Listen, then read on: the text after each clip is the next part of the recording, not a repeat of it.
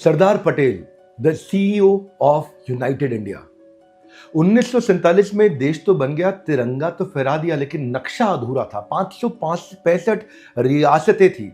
कहीं राजा नाराज, कहीं नवाब का विद्रोह, कहीं पाकिस्तान की तरफ झुक रहा है, कोई खुद को अलग देश घोषित करना चाहता है। ऐसे में एक आदमी जिसकी स्माइल, जिसके लेटर, जिसकी मीटिंग्स, जिसकी स्ट्रैटेजी, जिसके एग्जीक्यूशन ने 565 रियासतों को एक झंडे के नीचे बिना किसी सिविल वॉर के, वो व्यक्ति थे सरदार वल्लभ भाई पटेल। आज 15 दिसंबर उनकी पुण्यतिथि है। उनका देह अंत तो हुआ, आत्मा का अंत नहीं हुआ। ये वीडियो उनको केवल ट्रिब्यूट नहीं, मैं आज आपको उनके थ्रू एक लीडरशिप का मॉडल शेयर करना चाहता हूँ। हिस्ट्री की किताबों में नहीं मिलेगा, एमबीए की केस स्टडी की तरह मैं आपको देना चाहता हूँ। लीडरशिप दो प्रकार की होती है, एक वर्टिकल लीडरशिप, एक हॉरिजॉन्टल लीडरशिप। वर्टिकल लीडरशिप आसान होती है, आपने अपने बॉस की बात सुन ली, अपने जूनियर्स को बात सुना दी। लेकिन हॉरिजॉन्टल जो अपने आजू बाजू के, अपने पीयर्स वालों से काम कराना, अपने आजू बाजू के लोगों से काम कराना, जो आपके ही ओहदे के हैं, आपके साथ के लोग हैं, उनसे काम करवाना बहुत मुश्किल होता है। सरदार पटेल एक ऐसे अनक्राउंड किंग थे।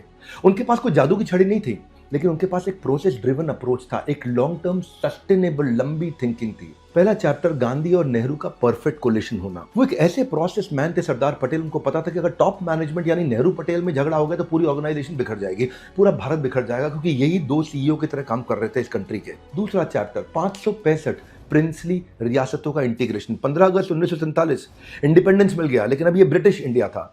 और ब्रिटिश इंडिया में ब्रिटिश सरकार ने क्या बोला, स्टेट्स फ्री हैं, इंडिया को ज्वाइन करें, पाकिस्तान को ज्वाइन करें या अपने इंडिपेंडेंट अलग देश बना लें।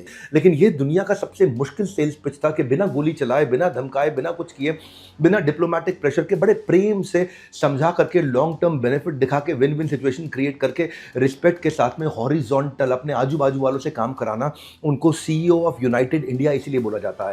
तीसरा chapter, creation of steel frame.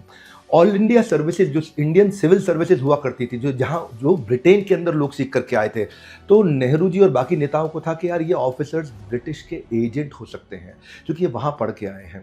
लेकिन सरदार पटेल ने अपने टैलेंट को ख़राब नहीं होने दिया।